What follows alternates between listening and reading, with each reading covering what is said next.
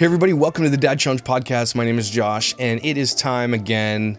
A lot of requests for Bible stories of swearing, which is why I've got my Sunday best on.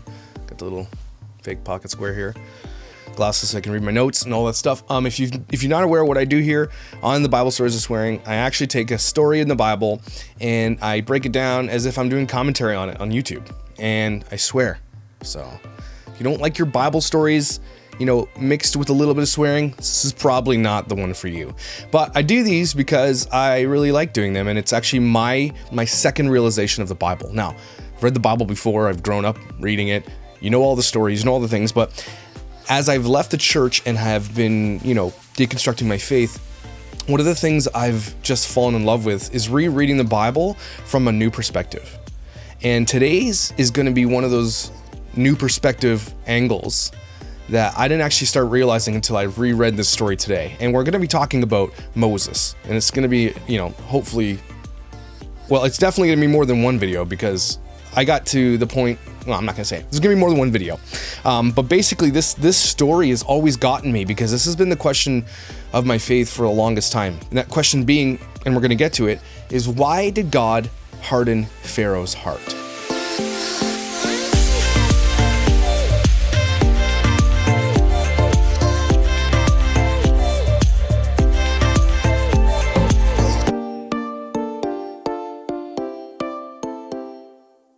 So we're talking about Moses, obviously, there's a lot to talk about, but there's a lot of hard questions in the book of Exodus that really, really, really leave me wanting. And it really leaves me not without hope, but at the same time with hope for certain things, but pissed off about other things, which I think a lot of people are. And all of the scriptures and texts I've read outside of the fact that why did God harden Pharaoh's heart, none of them explain it. Even the ones on YouTube that do it, they don't leave their comments up. Nobody can explain this properly. And again, this is going to go back to the idea that we're not going to be able to explain everything. It's never going to happen. But at the same time, I want to. And so humans do that. And so this is a part where I think faith that we talk about, like Mormons, everybody else has, you have to have faith to believe this. This is the one where it's not faith to believe something, but it has faith that the answer is going to be there when you get there, right? Faith that you don't have to know everything, and in the end, can still believe the premise of what you're supposed to believe, right? So, all that said, I hope this isn't going to be too long. You don't really care. But I like doing these stories. They reignite my passion for the Bible and for the cool things that happen, and I learn new lessons every time you can read the Bible 100 times, you get a different lesson every time. So today's lesson is going to be I think you're going to like it. There's a lesson in here. We're going to go to church a little bit, but let's get to it. Who was Moses? All right, Moses, and if you see me looking, it's because my notes. So Moses, so if you haven't seen any of these stories, head back and watch the story of Joseph and the amazing Technicolor dream coat or whatever, and the coat with many colors and all that kind of stuff. Joseph is kind of where all this started for Moses. Okay, so Joseph was the brother who was thrown down a pit, and he was sold to the Egyptians, and he became like one of the highest leaders in Egypt. And he was a Jew, right? And then he was the son of Jacob. Jacob is the lineage of the Jews. So this is about 430 years after that whole story happens, okay? So the new king, the new Pharaoh, whatever you want to call it, king of Egypt, is there, okay? And Jacob and his family and Joseph have basically been like, they're legend, but no one really knows who they are. Like, they're gone, right? That whole lesson was learned. But what happened during Joseph's story was that he was so effective for Pharaoh that he literally not inadvertently, he basically from what Joseph did for Pharaoh, enslaved the Jews. And I think this was part of the process. Like, Jews were supposed to be enslaved because of, Jews have been enslaved, and then all this stuff from freed, enslaved. It's just kind of the way the Jews are. And that has not changed to today. But the Jews are God's promised people. They are the chosen people of God, right? The lineage of Jews is very, very, very important. Okay, so anyway, the Jews had to be enslaved, but Joseph basically made it so that Pharaoh could do it through the plagues and all those things. Everybody around Egypt had to give them all their land, and then in the end became enslaved because they owed throughout the plagues, right? That Joseph told Pharaoh about, and Pharaoh prepared, which means that he was ready, and then he capitalized. So Egypt thrived for 400 years, enslaved the Jews, which is where the pyramids are built. No, they weren't built by aliens, okay? The Jews built the pyramids. Slaves built the pyramids, okay? So that's what's happening at this point. You guys have all seen the cartoon, The Prince of Egypt, which is a great, great film for kids. It gets it wrong, but, Does it really matter? Not really. But it does get it wrong. There's a lot that's misinterpreted there, but it doesn't, again, it's semantics. It doesn't really matter. The story is the story in the end. So I'm going to debunk exactly what they got wrong, but it doesn't matter because it's still a good story. But okay, so let's go in. 430 years later, Egypt has become a land devoid of God, okay? So they've forgotten all the promises of God. Pharaoh and the Egyptians have become super powerful because of Joseph. He's bought out pretty much everyone around the place because the famine and drought that Joseph translated for Pharaoh made him rich, right? So now he owns the land and the people become enslaved because of their debts. That's how people were enslaved back in the day. They weren't conquered somewhere, but they were enslaved and they had to pay back their debt, which was irrepayable. I don't know if that's a word. So the book of Exodus happens, and literally the name, if you think about the word Exodus, it really means, by definition, a mass exit of people, like a migration, leaving, right? It's like tons of people are peacing out, okay? It starts off by saying Joseph has died and his lineage is not remembered in Egypt. The slaves and the Jews were becoming so numerous that they will outnumber the Egyptians, and they were starting to worry that when they outnumber us, they can take us over and conquer us, right? That's, everybody has to worry about that. When you enslave a people for 400 years, some shit's gonna go down eventually, right? It's just gonna happen, okay? So Pharaoh has them enslaved with hard labor to bring them down, and again, you could thank them for the pyramids and all the shit that they built for Pharaoh and their families.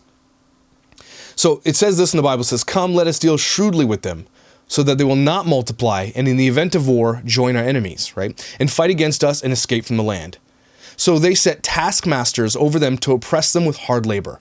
And the sons of Israel built Pithom and Ramses as storage cities for Pharaoh. Okay, they built the entire cities. But the more the Egyptians oppressed them, the more they multiplied and expanded, so that the Egyptians dreaded and were now exasperated by the Israelites. And the Egyptians made the Israelites serve rigorously, forcing them into severe slavery. They made their lives bitter with hard labor and mortar and brick and all kinds of field work, and their labor was harsh and severe. So they're trying to oppress them with hard labor, right? But they're God's people, and they're thriving. So I think at this point there's around probably close to 500,000 Jews, and they're severely outnumbering Egyptians, even though the Egyptians still have the power and the weapons. But it's going to be to a point where they're going to be like, hey, we really outnumber them by like 10 to 1. This is easy. Let's just take it over. And they're worried about that, and they should be, right? So Pharaoh was a right bastard. Like, he was a twat. On the ultimate twat scale, he was like king twat, okay? And the Jews were God's promised people. So again, just don't mess with God's people, asshole. That's all we have to say here. So Pharaoh brings to him the two main midwives of the Jewish women. So midwives are the ones who help with birth, right? They're in there. They know what to do. And one named Shiphrah translates to beauty, and the other's name is Puah, which is splendor. He tells these women to kill any male that is born, but allow the females to live. But these ladies are God-fearing, and they cannot do what they are told. So Pharaoh asks why they aren't doing it, and tell them the truth, and come, let us deal shrewdly with them, so that they will not multiply, and in the event of war, join our enemies and fight against us and escape from the land. So they set taskmasters over them to oppress them even harder with labor, because these women were not going to kill the firstborn males. They weren't going to kill the males. They literally want all the males killed so that the Egyptians could assimilate, or whatever you call that, where they would, you know, Egyptians with Hebrew women, and then eventually become one race, right? They don't want any males, you know, it eventually dies out when the males dominate, right? I don't know what the science is. Pharaoh just basically comes out and says it. Instead of these midwives doing it secretly, he's like, okay, everybody, you're going to kill your males of your family. If you have a male, you have to drown it in the river. And like, who's going to do that, right? So people are obviously being forced to do this crazy thing, kill their person. Imagine living in this time, right? People would do anything. You'd have to kill your own firstborn. And Pharaoh went from trying to be sneaky about it to outright ordering parents to kill their own kids. So this guy can basically get effed, right?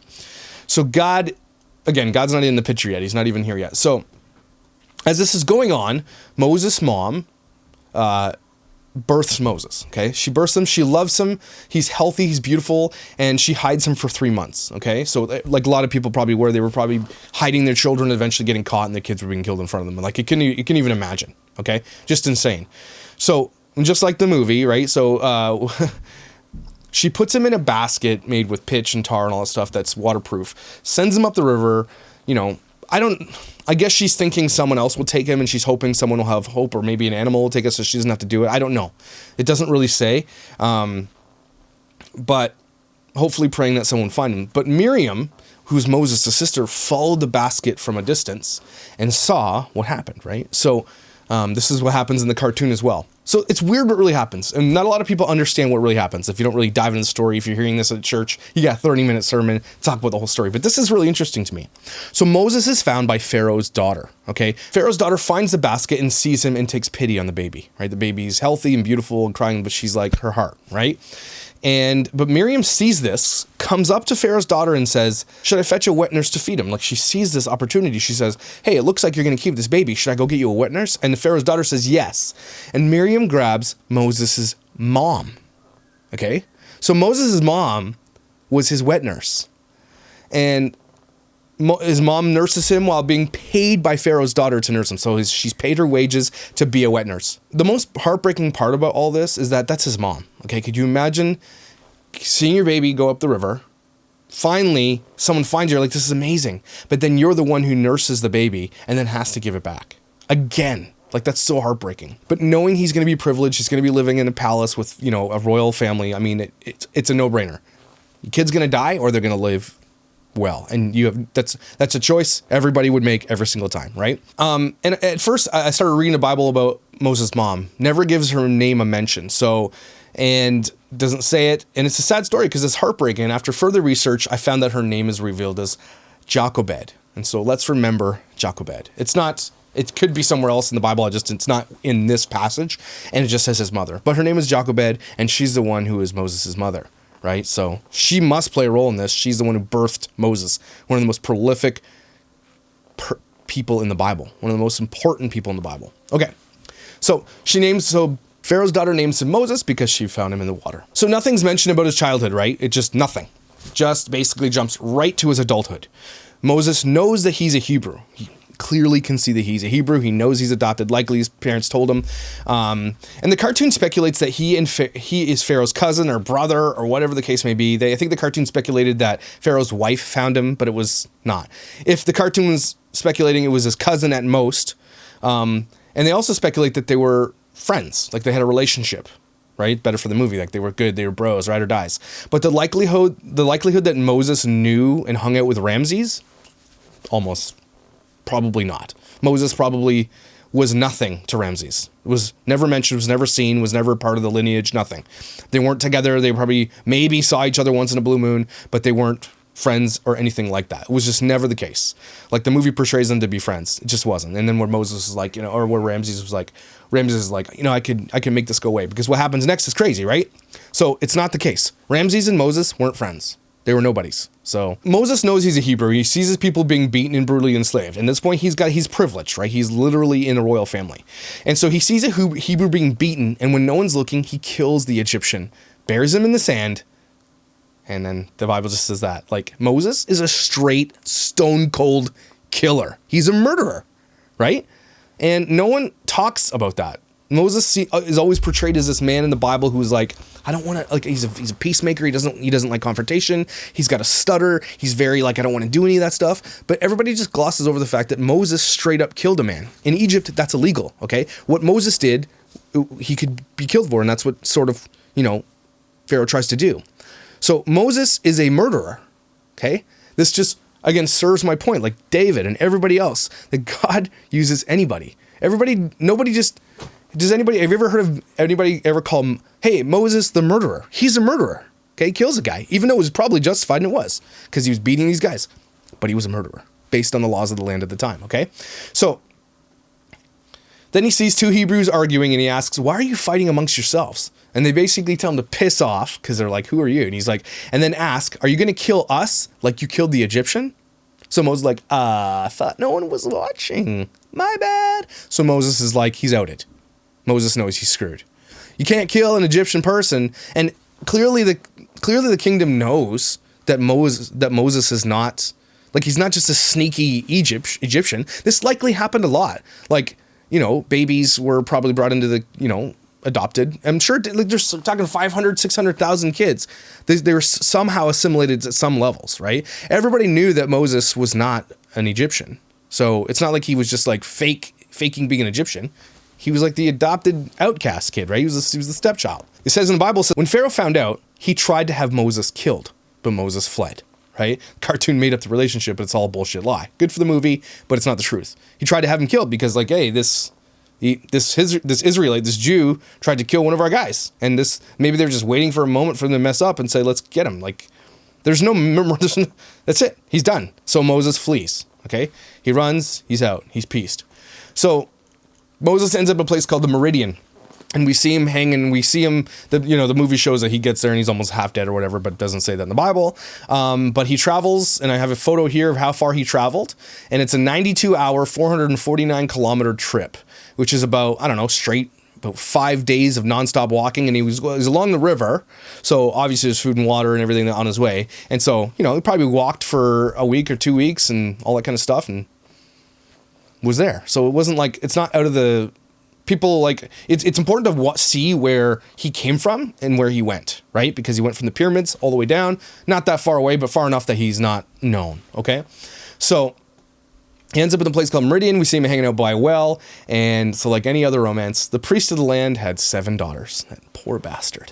And they came to the water their flocks, and the shepherds kicked them out because shepherds are assholes, right? So they all came to this watering thing to feed their animals, and the shepherds like, beat it, punks, you bitches, or whatever. And Moses stood up for them, and he helped them water their flock. He doesn't say anything. There's no murder or anything. He just says, the cartoon shows like thieves, but shepherds were just like, it was back in the day, if you're female, you're nobody and get lost, right? That's basically how it was. And so he helped them out, and they went back home, and they said, this guy helped us. And his dad's like, well, bring him back here. And then he gave Moses one of his daughters. Just good old Bible times. Oh, here's a daughter. Could you imagine? The daughter's like, Dad, like, damn, I wanted to go to college. But so he marries Zipporah. He marries Zipporah, and they have a kid. And then, like, shit's moving fast. At this point, Moses is adopted. He has murdered somebody. He's got sex and babies. And that's in 3 paragraphs. So there it is. We leave Moses at a place where he gets away, wants to be forgotten, goes to this place, marries a girl, and then just he's a farmer. He ends up being a shepherd himself. A nice one, but he's a shepherd. This next bit bothers me a lot, because basically the king of Egypt dies, and the Israelites start moaning out to God about their predicament, and then God takes notice, finally, and he says all of a sudden, he remembers that there's promised people, like God's up there, he's like, what am I hearing? These people are all bitching him. Oh, the Jews. That's right. The promised people. My bad, I forgot. It just feels like it's so glossed over here that it's like, my bad, I forgot about the Jews. And now I'm hearing them complain, and it's their complaints are rising up to me, and I'm listening, right? And I get that the book is written by the hand of man, right? But I feel like God's like, oh yeah, and I don't like it. But at any rate, he finally, God says, I am concerned. So God steps in and says, I'm concerned. Let's figure this out. So Moses is a regular old Joe now. He's on the lam for murder, and he's tending to his flock. This is like 40 years later, by the way. He's by Mount Sinai, which you can see here, which is by the river, which is just, close enough to where he went. So he probably landed somewhere near Mount Sinai, and he probably lives around there, which is obviously still there today, clearly, right? The reason I love this story of Moses, because it's actually historically correct, right? I don't know if you can prove the plagues or anything like that, but Moses was a person that existed in the world. Pharaoh, Ramses. The Bible doesn't actually say it's Ramses, but at that time, the time lines up with Ramses. But basically, Moses is a historical figure, regardless if you believe he did any of the things he did. The thing I like about the Bible is that I guess everything in the Bible to this point, the people that exist in the Bible are corroborated with other historical texts that aren't scripture, which makes it, believable. At least he was there, right? Maybe he didn't do the things, but he was this person. So the Bible says this bush was an angel of the Lord. And when Moses approached, so Moses sees this burning bush. He's up in the mountains. He sees this burning bush, and he's like, the hell's that? This shit's burning, but it's not burning. Like, it's burning, but not burning. But that was an angel of God. So it gets confusing. This is where things are like, what? So Moses approached, and God spoke. And when you hear God speak, people, you're going to know. So Moses, he said, here I am. Then God said, do not come near. Take your sandals off your feet out of respect, because the place on which you are standing is holy ground. Then he said, I am the God of your father, the God of Abraham, the God of Isaac, the God of Jacob. And then Moses hid his face because he was afraid to look at God. Yep, because if he looked at God, he's dead. Dead. Okay? But the part that confuses me and some people is like the burning bush God. No, the burning bush was an angel sent to attract Moses to it, and then God was speaking. But Moses did not see God. He heard him. You cannot see God. Remember. So, Joseph Smith, wrong. God says he has heard the Jews cry and plans to bring them out of Egypt into a place of milk and honey, which sounds dope. Never had milk and honey together, but these are things that are very, people have the abundance of. They have milk and honey on top of everything else. It's like milk and honey means I'm going to bring you to a place that's like perfect for farming, for living beautifully. That's what it means, okay? So it needs to be said that Moses had a speech impediment, and it was not something he ever wanted to do what God is about to ask him to do, okay? Moses is not a person that was meant to do this, which is important to the story. So, which is why God chose Moses. So let that give you hope that often people who are called to do the things are not the people who want to do the things. And that is why they have to be the people that do the things. Does that make sense? Doesn't, but it does. It makes sense because the most important jobs in the world, like being in politics and judging over people and all those kind of things that are like inherently really, really hard to do, should not be done by the people who are doing them now, right? If you are seeking that power, you don't deserve it. You shouldn't be, well, maybe not deserve it. You shouldn't be the one doing it. It's the ones who don't want to do it should be the ones doing it, because their motives are different. Does that make sense? So God always uses guys like this, guys who don't want to do it because like, too bad, you're the guy. So this says that, therefore, come now and I will send you to Pharaoh and then bring my people, the children of Israel, out of Egypt. But Moses said to God, who am I that I should go to Pharaoh and that I should bring the children of Israel out of Egypt? And God said, certainly I will be with you, right? It's important. And this shall be the sign to you that it is I who have sent you. When you have brought the people out of Egypt, you shall serve and worship God at this mountain. Cool. I'll be like, yeah, are you sure?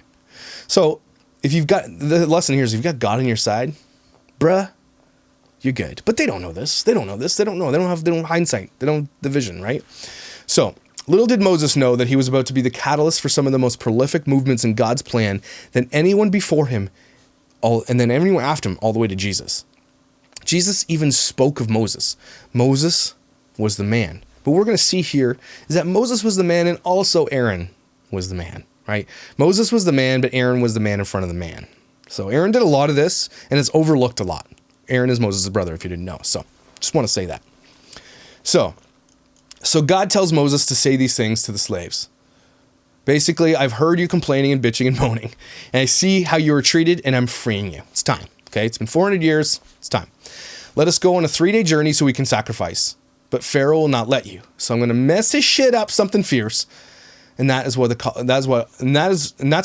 And so I'm going to mess this shit up fiercely, right? God is about to do something, and this is called the prophecy. God is telling you what's going to happen. It's going to come true, and he lays it out for Moses, and it is exactly what happens. Okay, but here's the thing: so many men in the Bible, in conversation with God about his plans, doubt him. Okay, they still doubt him. Like, it's God, dumbass. Like, you know it's God. You clearly are. You're speaking, and they still doubt him. Okay, let this be a lesson. Okay, you can doubt God. Okay, you can ask questions and have doubts. A lot of people, specifically, and I'm talking about Mormons lately a lot, are told to only seek out things that are affirming of your faith. Where it says right here, clear as day in Exodus, that God didn't get angry. Well, I mean, a little bit.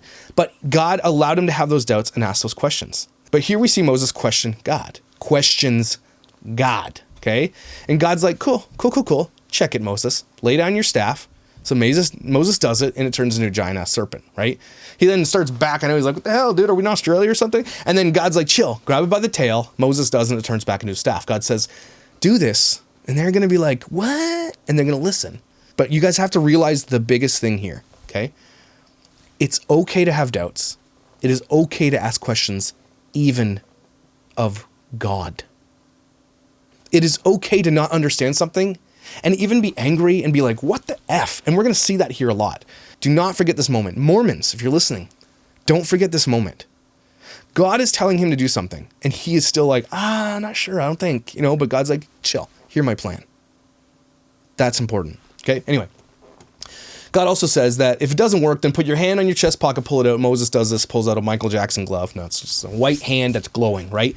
And puts his hand back in. It turns out it's a normal hand. God says, do this and all that. He's just giving him some magic tricks to be like, look, dude, I ain't messing around. So, but Moses is still like, dude, I have a stutter and shit, and I'm not good at speaking. Please use someone else. And God says, dude, I'm God.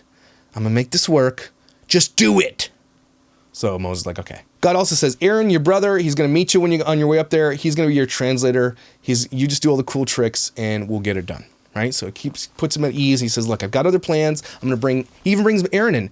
At first, why didn't God just say to begin with, hey, your brother Aaron's going to help you? But no, Moses is the man. Aaron is the translator. So Moses is like, fine. So he goes back, grabs his family, heads back to Egypt. And you know he's shitting in his robe for sure, right? He's going back to a place where he escaped from death. But anybody who can recognize or remember what Moses did is dead, so he's relatively safe at this point. Plus, he looks probably completely different. It's like 40 years later, married with kids. No one's going to remember.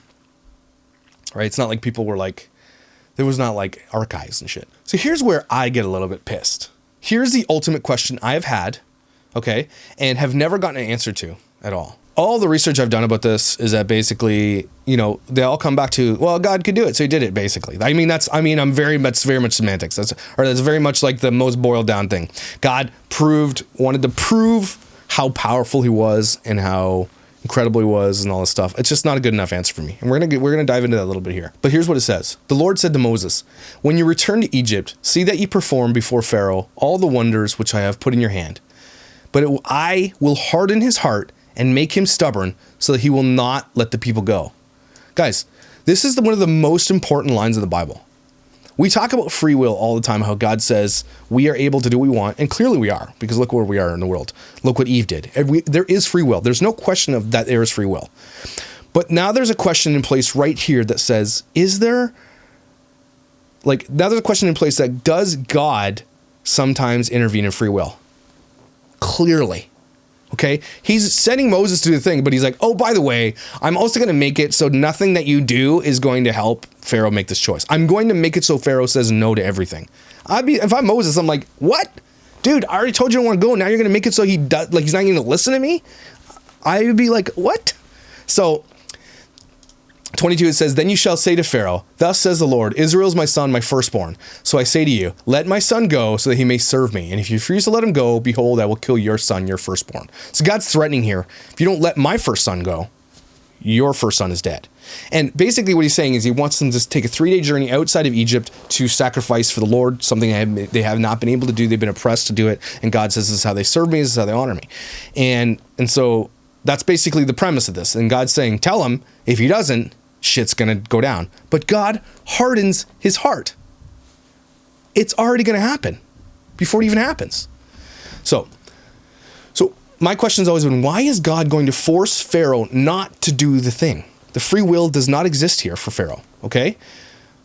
But truly, this gets me. So God has a plan. Why does he need to intervene by making Pharaoh not want to do the thing? God even says, try these things. If they don't work, then I will kill his firstborn. And he knows that they will not work. I'm upset about this. Like, God doesn't give Pharaoh the chance to do the thing.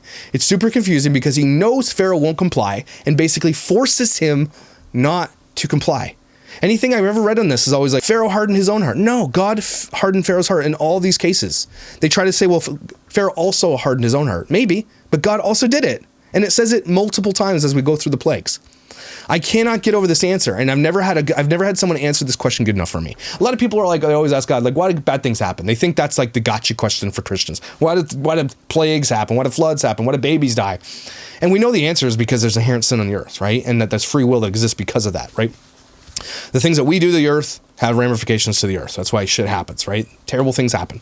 And it's not God doing those things. But in this case, this is the question where it's like God intervened so that an entire population suffered greatly. But they also effing deserved it. They enslaved Jews for 400 years, treated them terribly for 400 years, and this is God's punishment. So it's one of those things where it's just like, why did you have to harden his heart? Why didn't you just effing punish him? God hardened his heart to fully punish him, to take the punishment to its final, to take the punishment to its full course. So I get pissed because I'm like, oh man, has God ever hardened my heart to something? And why? I don't want my heart hardened, right? It upsets me. So Martin Luther, the great scholar, the guy who attacked the thesis on the church wall and stuff, the guy that was a badass, said it was a necessary demonstration of God's divine power. Again, I get it. God's saying I can do whatever I want. I will harden this guy's heart, all that stuff. But again, it just, it's not that even Martin Luther can't convince me that there's something amiss with this, that why did God do this? And again, in the end, I'm not going to have an answer. And I don't think I'll ever have an answer to this until I get to heaven. But God had a plan to get the Jews out. But God made it so hard that the punishment would come upon Pharaoh, and knew that he would relent, but made it so that he couldn't relent. Pharaoh was a twat, and he deserved it. But still, this seems like a question nobody has a good answer to. The answer is that it's basically said that God's demonstrating his divine power. Sure, I get it. But it's still, there's the motive. There's the why. I get that that's the answer, but I still don't understand why. And I never will. Anyway, sorry. So then this little gem shows up like, now it happened at the lodging place. So this just happens in the middle of this whole thing. So now it happened at the lodging place that the Lord met Moses and sought to kill him. Duh? Okay. Oh my gosh. Okay. Making him deathly ill because he had not circumcised one of his sons. Okay. So Moses almost died. Then Zipporah took a flint knife and cut off the foreskin of her son and threw it at Moses' feet. And then said, indeed, you are a husband of blood to me. So he let Moses alone to recover. At that time, Zipporah said, you are a husband of blood because of the circumcision. Okay, well, that's just like a commercial break where God almost killed Moses because one of his sons wasn't circumcised. So in the land of, back in the Bible times, circumcision was like if you were Jewish, you circumcised your children. That's it. That was a part of it. It was a commandment. You had to do it.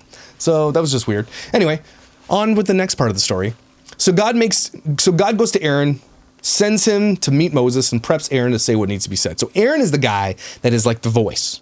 Aaron is the one that God inspires and preps to say all the things. Moses is just the guy that has the staff and shit. But he even says that Aaron laid down the staff. It's all confusing. They met up and they kissed and they were bonded again. They were brothers, and they went into Egypt and spoke with all the people they needed to speak with, and they showed them the wonders. And then when they performed everything, everybody believed. So that was all like the people, like the priests and all the high level, Jews that were there. They all believed by seeing what Moses was bringing. Moses was like, look, I'm here to free you. And they're like, yeah, whatever. He's like, oh, watch this. And the snake and shit and the hand and Michael Jackson glove. And they're like, okay, we believe you. Cool. This is going to be great.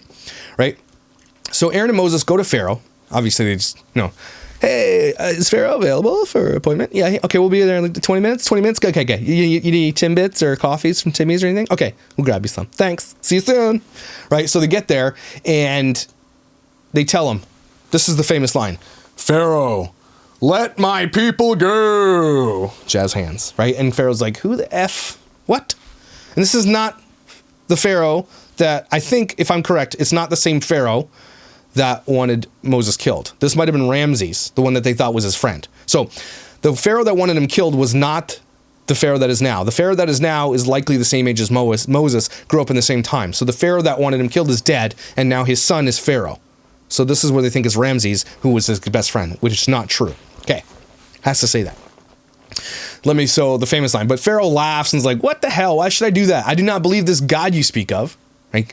This is an argument a lot today where Christians will come out in the world and argue on Twitter, and they're like, well, God says this. These people don't believe in God. Why would you use an argument of the Bible to argue with people who don't believe in the Bible? But that's basically what's happening here.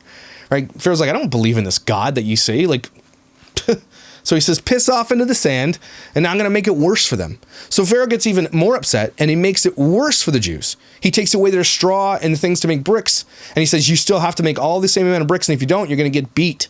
And they get beat because they cannot make quotas anymore. Pharaoh makes it harder. He doubles down in the labor. He makes it way harder, killing more people. It's just crazy, right? He gets pissed. So Pharaoh is like a dickweed of the highest order, right? Pharaoh is Pharaoh dickweed. So Moses gets pissed here and he asks God, why would you make it worse for the Jews? Like, you knew it was going to happen.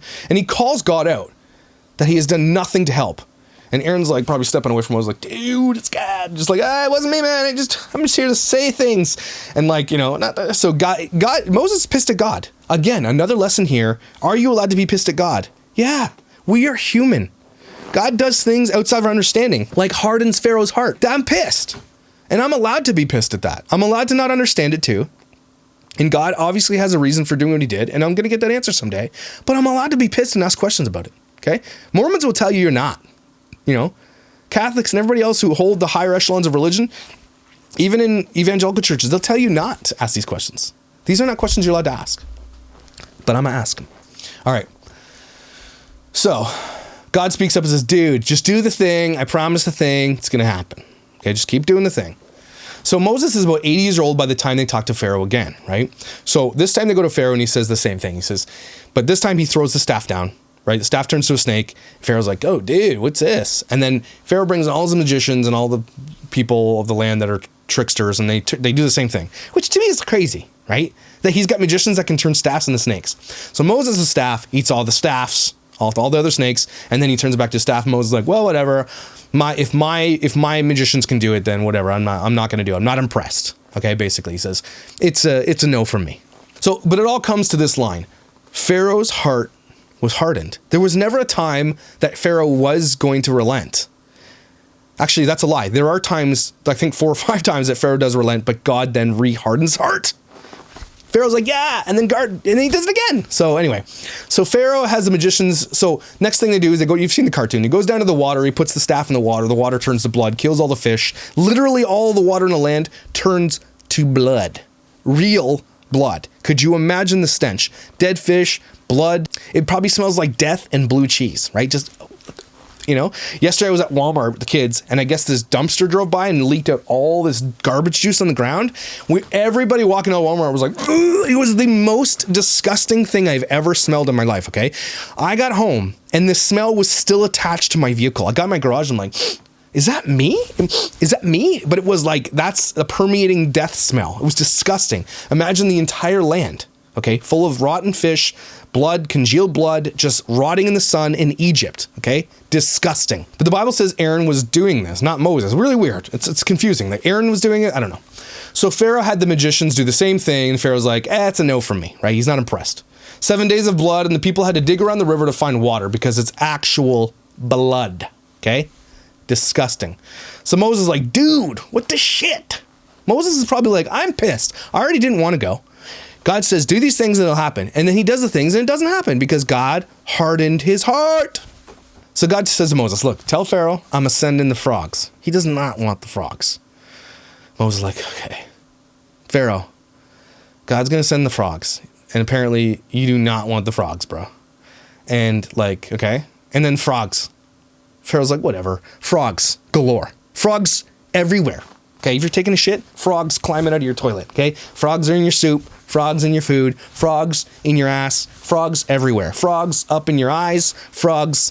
If you're trying to do things with wifey, frogs, okay? Frogs everywhere. Disgusting. Could you imagine trying to get it on with wifey? There's frogs. Frogs.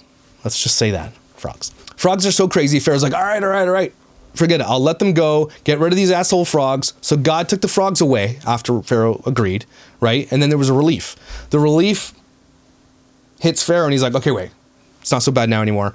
Hardens his heart again and says, no, I'm not going to let the people go. I mean, there's frogs everywhere. If I'm again, it only can be possible if God hardens his heart. Because if I'm having frogs everywhere, coming out everywhere, I'm like, okay, bye.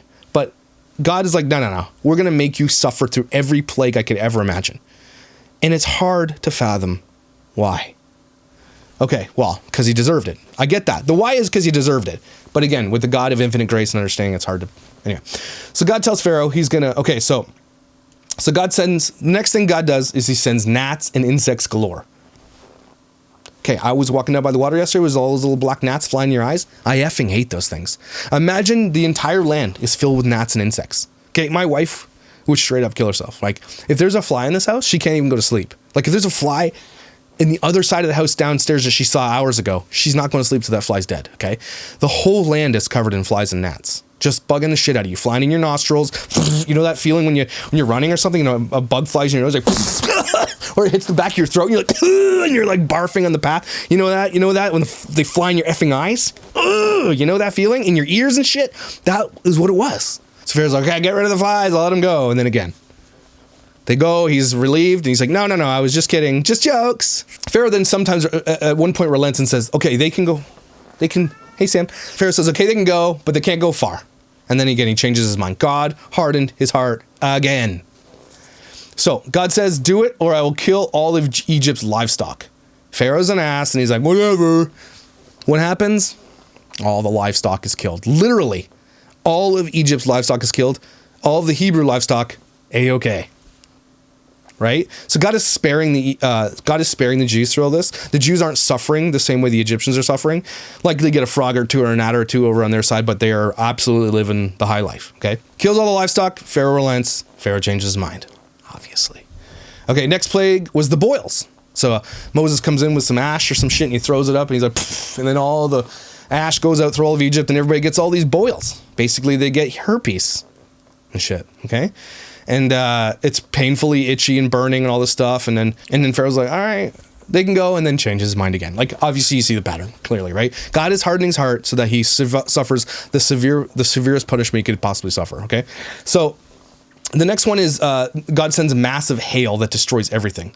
Pharaoh keeps saying, okay, I'll let him go. And then once he does, the plague is stopped, and then Pharaoh changes his mind. So most probably at this point, like, Pharaoh, dude, are you seriously not going to let us go? Are you that stupid? Have you not seen all the things, man? You literally had frogs in your ass. Are you sure you want to continue? And Pharaoh's like, I'm sure. Okay, thanks, dude. Okay, so next is the Plague of Locusts. And this is, to me, of the gnats and the frogs in your ass and everything else, is the most disgusting one. He sends a plague of locusts. So imagine waking up. Every visible surface is covered in locusts. Crickets and shit. Not crickets, the other ones. Is it crickets? No, it's the grasshoppers. Basically giant ass grasshoppers. Every visible surface, your face, they're crawling in your mouth, your ears, your nose, everything. Every visible surface in the land is covered in locusts. Nasty. It's in your food, it's in your shoes and shit, and Pharaoh repents, and then the locusts are blown to the Red Sea. And then obviously his heart. What happens? Everybody say it with me. His heart was hard, and he's like, pranks, you're not going anywhere, just pranks. So the next thing was total and utter darkness for 3 days. And not just like night, like darkness, okay? Like when you shut the basement light off and you have to run upstairs, that kind of darkness, like scary. Can't see in front of your eyes, nothing. For 3 days, darkness. So dark that it's dark, okay? But the Jews had, I think it was, what did they say, was, the Jews had supernatural light in their houses. So they basically had God electricity running through there. So the Jews are just, you know what? The funniest part of this is all the Jews are probably just sitting back laughing, looking at all the Egyptians suffering, and it's just like, it's like you love to see it, right? It's payback, eternal payback for the 400 years of slavery, and they're watching it in real time as the Egyptians are completely suffering, right? As Pharaoh doesn't care, while Egypt starts getting angry at Pharaoh saying, dude, what's happening? Let's figure this out, right? And they're just sitting back enjoying, payback, which is, karma. So this is where the final plague will hit home. God says, I'm going to kill every firstborn child, the pride and joy of every family in the kingdom. Thus says the Lord, at midnight, I'm going out into the midst of Egypt, and all the firstborn in the land, the pride, hope, and joy of Egypt, shall die. From the firstborn of Pharaoh who sits on his throne to the firstborn of the slave girl who is behind the handmill, and all the firstborn of cattle as well. He's going to kill the damn cows. There shall be a great cry of heartache and sorrow throughout the land of Egypt, such as never before and such as never will be again. Damn. But not even a dog will threaten any of the Israelites, whether man or animal, so that you may know without any doubt and acknowledge now the Lord makes a distinction between Egypt and Israel. This is where the Jews were ordered to place the blood of a lamb, like a baby lamb, over their doorway and the sides. It's basically is where like God will pass over. It's called the Passover. It's where the Passover comes from, right? If you put I think the thing was you had to slaughter a pure lamb. You had to put the blood over your lintel, your doorway, both sides and the top, and you had to consume the entire lamb with fire. We're not allowed to boil it. You had to eat the whole thing with fire. So you had to, basically, flame broil some lamb. It's delicious. And if you didn't eat it all, you had to burn it all. That was basically a sacrifice you had to make. And if you did that stuff, God would not kill your firstborn. So we're having lamb for dinner tonight. Absolutely, right? So it was as it was told, okay? And there was this incredible cry of grief over the land the next morning. Every household had someone die, okay? It was so heart-wrenching, the sound. Could you imagine? Hundreds of thousands of people losing a child, firstborn child. And the cries of grief, could you just imagine? It would be like hell, okay? So, no matter what you think of Pharaoh, this was punishment to a people by God, right? So, which means we are held to account by our leadership as well. It's an important note, and it's a sad fact. God does this over and over and over. Sodom, Gomorrah, Noah, everybody else. It's people following certain sect of people. This has actually just hit me right now. Think about this. So people are following Pharaoh, and they believe what Pharaoh says because he's their ruler, right? They don't have to, but they do because he's their ruler. And think about this for a second. of all these churches, Mormons, Catholics, Christians, who are led by people who are fallible, who, think about this for a second. Could they be being led down a dark path and they don't even know it? Right? Without understanding these things yourself, you could possibly be punished for the sins of your leaders. Scary. That's why you should probably learn this shit on your own and not start trusting, people like Carl Lentz and Mormon churches and Catholic churches and Joe Ho's and Christians. Start figuring this shit out on your own, okay? Be a nomad when it comes to the Bible. So God does this over and over and over. It's really scary. So it's the part of God that I can't square, though, with unlimited grace and love. So God is this infinite being of love and grace, and yet has killed countless people, wiped out the earth at the beginning, with Noah, then did it here with, hundreds of thousands of people, and time again in the Bible, kills millions of people, okay? It breaks my heart, but I understand that this is how God operated to before Jesus, the sacrifice, right? Jesus. And it's just really, really hard, and I think a lot of people see this as a God of tyrant, a God who is a tyrant, a God who just kills willy-nilly, doesn't, is ashamed of his creation, all this kind of stuff. And I understand it. And that's why it's really hard to square. People like, why would you follow a God who does something like this? I get it. And again, I'm not going to have the answers. No one really has the answers to this. But that's one part here, hardening the heart, and then this part where God is just like, yeah, this is going to happen. This is a punishment for an entire generation of people who enslaved another generation of people. So that's scary as shit, by the way. So the Egyptians pushed them out and told them all to leave. So Egyptians are like, okay, we're done. That's it. Get lost. Get out of here. We don't want you here anymore. We're done. But at this point, the land is destroyed. Crops are destroyed. Animals are all dead. Kids have been dead. Firstborn dead. Everybody's dead. Okay. The land is destroyed, torn apart. There's no recovering from this. And they're like, get lost before something worse happens, right? So they kicked them out. Basically, God was like, I'm going to make it so they kick you out. And they did, right? So they depart 600,000 men and women on the journey that would change everyone forever, okay? Where the laws are placed with Moses and the Jews spit in God's face again. I mean, how did they get into that slavery? Because they spit in God's face. And then what do they do when they get into the freaking wilderness? They spit in God's face. And we're going to talk about that next week. So today's lesson is why? Is it okay to ask that? Is it okay to ask God why? Is it okay to question God? Is it okay to say, really? Is it okay not to have the answer? Right? Is it okay to ask God why he's so tyrannical in this type of instance? It's okay to ask God why he would harden someone's heart when Pharaoh was willing to relent, but God's like, no, I'm not going to let you relent. Okay? It's okay to, but the answer is, yeah, it's okay. But the answer is you have to be okay with not having the answer too. Because again, God sits outside of our understanding. He sits out of time, out of space, out of physics, out of everything else. He sits outside of it. And we will never understand half the stuff. And I think some of that is the beauty of this, is that we actually get some revelations later and that we will learn later. But we have to be okay with not having that answer too. Because in the end, it doesn't negate from the fact that I believe in who Jesus said he was, right? So if you knew someone who could do what God did to the Egyptians, it's really, really hard to see a God of love and understanding. That's, to me, is a God that's like, I'm just going to shut this down, and I don't care what Pharaoh does. I'm going to make it so bad for him that I don't care if he wants to relent. I'm not going to let him relent. That's hard to see a person of love in that, right? And so that's often why God is seen as a tyrant, right? Because people see that and say, well, they see the worst of God or the worst things that God did, and they're like, well, that's what I'm going to judge him on. And I can't blame people for doing that. But hear me out.